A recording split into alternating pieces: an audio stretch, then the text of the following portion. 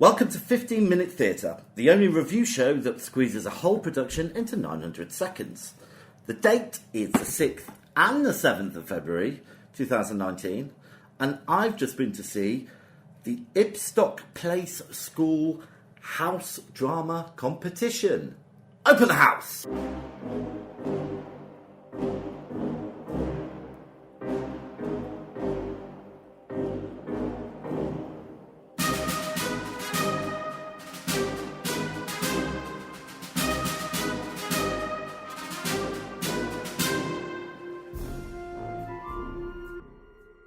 Hello, Vicky. Hello, James. Sorry, I was swallowing some water. Hello. That's okay. You okay?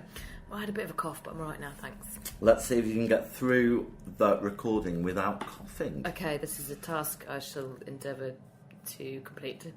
Okay, now, your other task today is to ask me some questions. Yeah, because I'm not used to this. I went solo last week. Yeah. I was invited to Ibstock Place School by the head of drama, Mrs. Kelly Quick. Oh. You may know her. You may remember her from our Roehampton University I remember days. her from when we used to share a house with him all yes, the years we ago. Did you forget? Well, no, but James has a terrible memory. Terrible memory. Anyway, yes, she invited me to go down and judge their house drama competition. Did she now? Yes. Get 10. So I just wanted to spend a little time telling you about the 4 pieces I went to see. Okay. So what did you go and see? The first play I went to see was called First Impressions, and that was by Findlay House. Yeah, is that like a class? A house? It's a house. It's a bit like Hogwarts. There's 4 different houses. Oh, okay. Which ones are they? Are they the good ones or the bad ones? Okay, well, I can't remember what colours stood for which. Okay. And because Mrs. Quick was being very impartial, she wouldn't tell me which house she was in. She's in a house as well. Is she? Yeah. As a teacher? Yep. Is she like leader of the house? But if you think about it, so is Professor McGonagall. Yeah, fair. So it makes sense. Yeah, fair. I didn't see any witchcraft or magic going on, except for the magic of the theatre.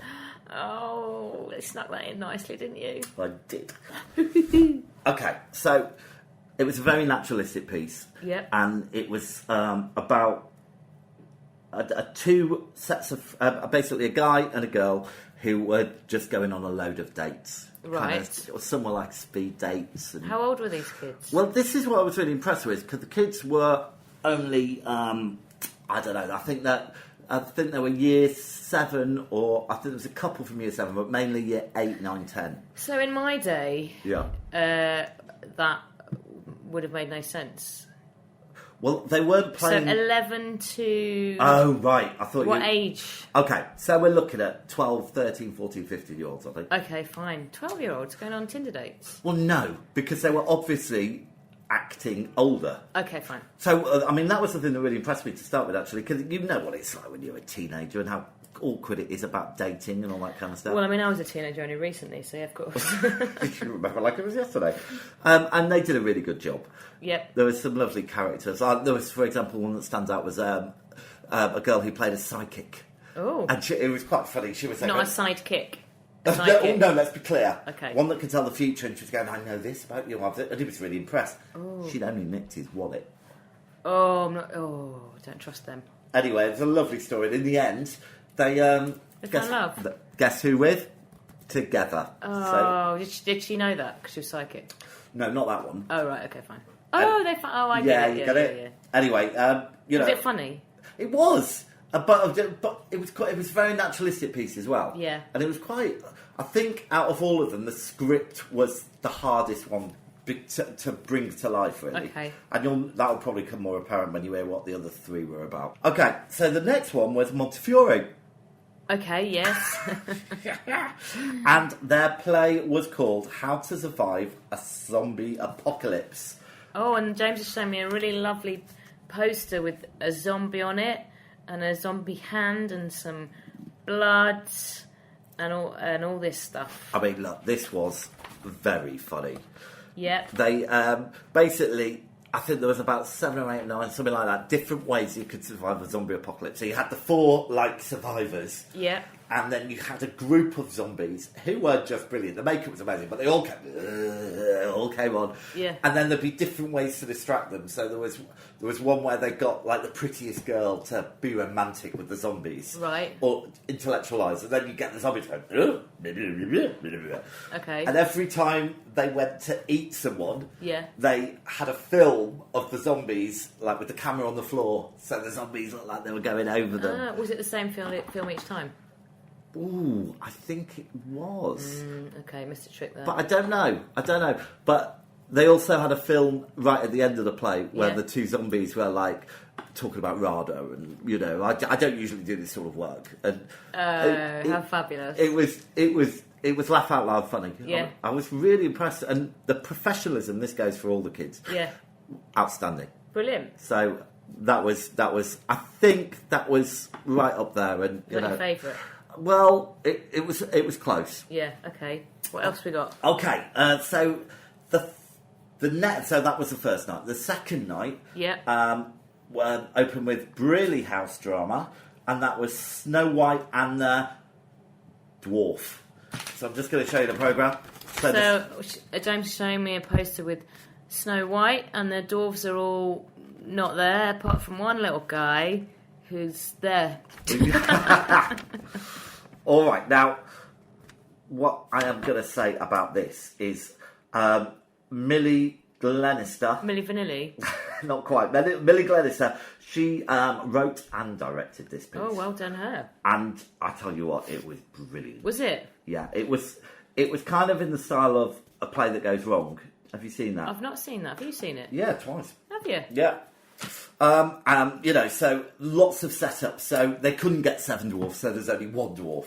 Okay. Is the dwarf an actual dwarf? No. Okay. The Wicked Queen is like really... so you've got the play within the play, so you see the rehearsal process. Okay. And it's just a disaster, kind of, you know, things are going wrong and all this kind of stuff. But the setup for all that has a real payoff, because then you see the actual play, and it's all just a disaster. But it's a really well-timed disaster. So, you know, for example, Snow White, the actress, is allergic to apples. And so they're supposed to use a tangerine or an orange, and that gets dropped, and someone ends up giving her the apple, and then she has an allergic reaction, and they're all trying to save her, and then we think she's dead. And then, sounds great. Then she comes back to life at the end. To time all that was masterful, really, but the acting was superb. Yeah. And then to have written it as well, I was just so impressed. Well, that sounds very excellent indeed. Well done, the Brearley House. Okay. Last one? The last one was Paget House drama. Yeah. And they presented Star-Crossed Lovers and quite a few others. Oh, so this fine programme I'm looking at, it's got some sort of Rapunzel character on it. It's got a guy who I don't know. It's actually Romeo and Juliet. Is it? Yeah. She looks like Rapunzel. And it's got like what looks like Dorothy from the Wizard of Oz. Well, you're right, because what they did with this is there was characters that came from lots of different things. So you had Dorothy in it. You had, I have to point out, I think my personal favourite was a guy who played the character of Blackman, Joseph Cleave, and he was he was a smaller actor. Yeah. Dressed as Batman, Blackman, as he said. Yeah. He was doing the most amazing poses and I'm Blackman and all this kind of stuff. It was just very funny. Yeah. What I was really impressed with this is the cast. There was loads of them. There must have been about 20 or something. 20? Yeah. I mean, it was a huge cast. Yeah. And again, it was about things going wrong. Yeah. So timing was really key. And every time you thought all the characters had come on, I will pop someone playing William Shakespeare. Do you think Mrs. Quick has been teaching her students about how everything goes wrong in the theatre? Not at all. So the way this all works is that the older students direct, stage manage, do the whole lot. Yeah. So it's a whole learning process for all of them. It's a great idea, isn't it? I tell you what, the professionalism of the kids, outstanding. Yeah. Quality of the work, outstanding. Yeah. I mean, there's a lot of people that you could think they could go very far. Well, I'm glad you had such a lovely time.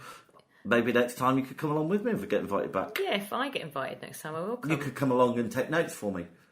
Seriously, is that what I've been reduced to? And now, because I was called the adjudicator, it's gone straight to my head. Oh, God, power. All right, so I'm not going to mark them. No. Because I have actually already done that.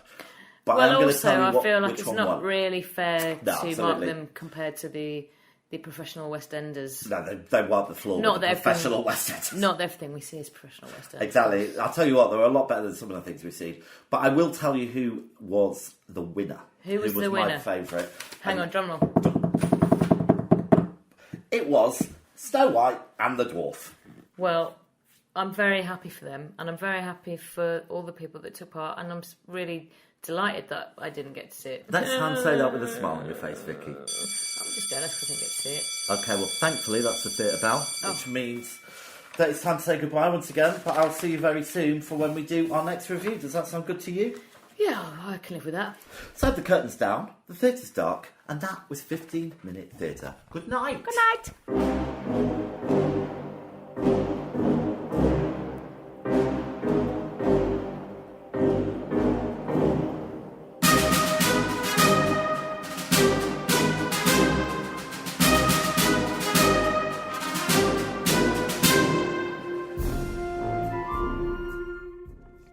If you're brave enough to have your theatre production reviewed, please contact us at 15minutetheatre@gmail.com.